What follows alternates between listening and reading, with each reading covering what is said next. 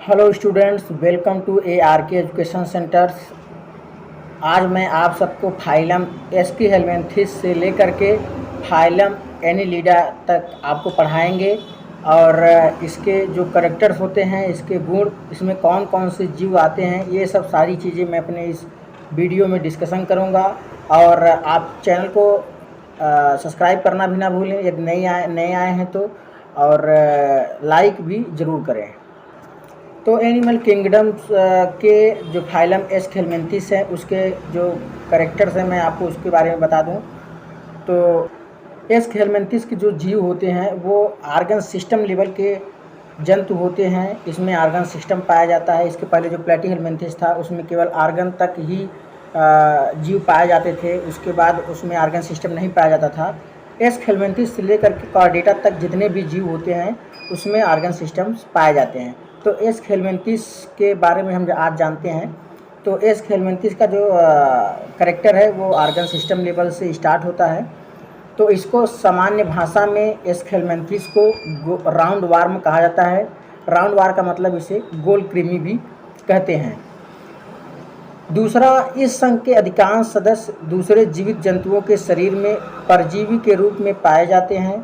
कुछ सदस्य स्वजीवी होते हैं।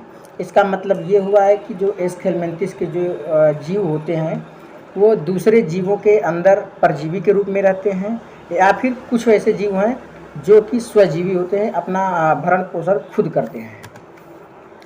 तीसरे कैरेक्टर्स की बात करते हैं तो इनका शरीर लंबा, पतला तथा तर्करूपी होता है। ये मतलब लंबे होते हैं, पतले होते हैं। तर्करूपी का मतलब होता है कि एक कोन टाइप का एक समतल ऊपर से रहेगा, लेकिन उस पर धारीदार रचना जैसी दिखाई देगी। और ये ऐसे सपाट की जैसे होता है कि ऊपर से पृष्ठ से जो है कि डॉर्सल टाइप से अधर रहेगा। ये सब चीज़ें दिखाई देती हैं उसमें। तर्करूप के मतलब होता है 3 कोण के आकार का जो होते हैं, ये ऐसी संरचना उसको दिखाई देती है। इसकी देह भित्ति त्रिस्तरीय होती है, मतलब इसमें जर्म लेयर जो पाए जाते हैं वो 3 जर्म लेयर होते हैं। पहला आपका होता है एंडोडर्म, दूसरा का मीजोडर्म, और तीसरा का आपका एक्टोडर्म। एक्टोडर्म आपका जो है कि बाहरी लेयर होती है, मीजोडर्म आपका मिडल लेयर होती है, और एंडोडर्म आपकी आंतरिक लेयर होती है। और पांचवा इसका जो कैरेक्टर हो गया कि इसकी देह भित्ति मोटी होती है। इसकी जो ऊपरी का जो देह भित्ति होती है, बाहरी आवरण जो होता है वो मोटा होता है, चमकीला उपचर्म आवरण का बना होता है। इसका मतलब जो इसके बाहरी भाग के जो उपचर्म जो पाई जाती हैं, जो लेयर्स होती है, डर्मिस लेयर, एपिडर्मिस लेयर जो होती है, वह जो है कि चमकती रहती है, तो चमकीले पदार्थ का बना होता है। छठवां, इसमें आभासी देह गुहा पाई जाती है, मतलब सीडोसिलोमेट्स, जिसको अंग्रेजी में बोलते हैं सीडोसिलोमेट्स। इसमें जो गुहिका पाई जाती है उसमें आभास होता है कि इसमें गुहिका उत्पन्न है या फिर इसमें देह गुहा पाई जाती है। इसकी अंग्रेजी होती है सीडोसिलोमेट्स। तो एस्क हेलमिन्थिस में सीडोसिलोमेट्स टाइप के सिलोम्स पाए जाते हैं। सातवां, इसका जो है कि जो पाचन तंत्र होता है ये सरल होता है।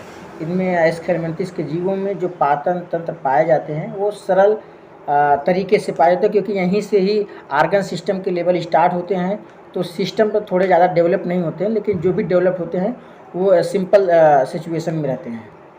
आठवें इसके कैरेक्टर की बात करते हैं तो इसमें एलिमेंट्री कैनाल जो होती है मस्कुलर फेरिंग के साथ पूर्ण होती है। जो एलिमेंट्री कैनाल जो बनी होती है, जो भी भरण पोषण के लिए जो पाचन तंत्र के जो अंग बनाए जाते हैं उसमें मस्कुलर फेरिंग से लेकर के साथ ये कंप्लीट रहती है। और नौवां, इसका जो है कि उत्सर्जी पदार्थों के बाहर निकालने के लिए इसमें एच सेल या रैनेट सेल पाए जाते हैं, मतलब उत्सर्जी अंग भी इसमें पाए जाते हैं जो कि उनका एक अलग कार्य है। तो इसके लिए उत्सर्जी पदार्थों को निकालने के लिए इस जो भी अंग पाए जाते हैं उस अंग को एच सेल कहते हैं या रेनेट सेल भी कहते हैं। 10वां, इसका जो कैरेक्टर होता है इसमें जनन मूलतः विकसित होता है। आपको मैंने पहले ही बताया कि आर्गन सिस्टम के लेवल के ये जंतु होते हैं कि इसमें हर एक अंग का अलग अलग कार्य होता है, तो जनन इसमें पूर्णतः विकसित होता है। तो 11वां इसका कार्य है कि जंतु एक लिंगिक एवं एक पोषदी होते हैं। इसमें एक लिंगी होते हैं, मतलब मदर मेल एंड फीमेल अलग अलग होते हैं। तो एक पोषदी भी होते हैं, मतलब एक ही जीवों में इनका वयस्क अवस्था था, लार्वा अवस्था या फिर जन्म से लेकर मृत्यु तक एक ही जंतु के अंदर ये परजीवी के रूप में या स्वजीवी के रूप में रहते हैं। ब्राह्मण इसके कैरेक्टर की बात करते हैं। निषेचन पर मतलब होता है क्रॉस, एवं आंतरिक होता है, आंतरिक मतलब होता है इंटरनल। तो इसमें जो निषेचन पर एवं आंतरिक होता है, एस हेलमिंथिस के जीवों में जो भी निषेचन या फर्टिलाइजेशन जो होती है वो क्रॉस होती है और इंटरनल होती है। इसके उदाहरण एस्कैरिस, बुचेरिया, एनसाइक्लोस्टोमा और हुकवार्म। क्रमशः एस्कैरिस, बुचेरिया, एनसाइक्लोस्टोमा के स्लाइड्स आपको दिए गए हैं और ये स्लाइड आपने एनसीईआरटी से भी मिलान कर लीजिएगा। अब यही दूसरे नेक्स्ट फाइलम की बात करते हैं। तो फाइलम एनिलिडा, जो कि एस हेलमिंथिस के बाद के जीवों के बाद एनिलिडा के जीव आते हैं। एनिलिडा के जीव भी एस हेलमिंथिस जीव के जैसे आर्गन सिस्टम लेवल के जंतु होते हैं। इसमें एस हेलमिंथिस की अपेक्षा आर्गन सिस्टम कुछ ज़्यादा ही डेवलपमेंट होते हैं। मैंने आपको पहले ही बताया था कि एस हेलमिंथिस से लेकर के कार्डेरा तक जितने भी फाइलम पाए जाते हैं उनमें आर्गन सिस्टम लेवल के जंतु होते हैं। तो इसके कैरेक्टर की बात करते हैं। तो इसका पहला कैरेक्टर होता है कि इस संघ के जीव पानी, स्थल तथा परजीवी के रूप में पाए जाने वाले होते हैं। इसका मतलब ये हुआ कि ये एक्वाटिक होते हैं, टेरेस्ट्रियल होते हैं और पैरासाइटिक होते हैं। दूसरे कैरेक्टर की बात करते हैं। इसमें मेटामेरिकली सेगमेंट पाई जाती है। इसका मतलब ये हुआ कि इसमें जो आपको सेगमेंट मैंने बताया था कि धारदार रचना पाई जाती है पूरे शरीर में, शुरू से लेकर के अंत तक, मुंह से लेकर के पूरे टेल तक जितने भी धारदार जैसे रचना उपचर्म पे पाई जाती है उसी को सेगमेंट कहते हैं। तो उसमें ये मेटामेरिकली टाइप के सेगमेंट, इसमें बहुत ज़्यादा मात्रा में सेगमेंट इसमें पाए जाते हैं। तो इसलिए इसको मेटामेरिकली सेगमेंट वाले जीव भी कहा जाता है। इसमें पैरापोडिया पाई जाती है। एनिलिडा के जीवों में पैरापोडिया पाई जाती है जो कि लोकोमोशन या मूवमेंट के लिए आवश्यक होती है। पैरापोडिया को शूक या सीटी के नाम से भी जाना जाता है। एनिलिडा के चौथे कैरेक्टर की बात करते हैं। तो इसमें उत्सर्जन के लिए वृक्कों का सहारा लेना पड़ता है। मतलब कि इसमें एक एस हेलमिंथिस में उत्सर्जी के पदार्थों को बाहर निकालने के लिए एच सेल पाए जाते थे, लेकिन एस हेलमिंथिस में उत्सर्जी पदार्थों को बाहर निकालने के लिए वृक्क का सहारा लेना पड़ता है। मतलब इसमें वृक्क पाए जाते हैं। वृक्कों को नेफ्रीडिया कहा जाता है।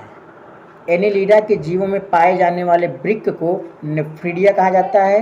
ये बहुत ही यहाँ से क्वेश्चन कॉम्पिटिटिव एग्जाम में ज़्यादा पूछे जाते हैं। आप इसको याद जरूर रखिएगा कि नेफ्रीडिया फाइलम एनिलिडा में पाया जाता है जो कि उत्सर्जी पदार्थों को बाहर निकालने का कार्य करता है या उत्सर्जी अंग का काम करता है। इसमें वास्तविक देह गुहा पाई जाती है। एनिलिडा के जीवों में जो भी सिलोम्स पाए जाते हैं वो ट्रू सिलोम्स होते हैं, इसलिए इन्हें ट्रू सिलोमेट्स या यू सिलोमेट्स जीव भी कहा जाता है।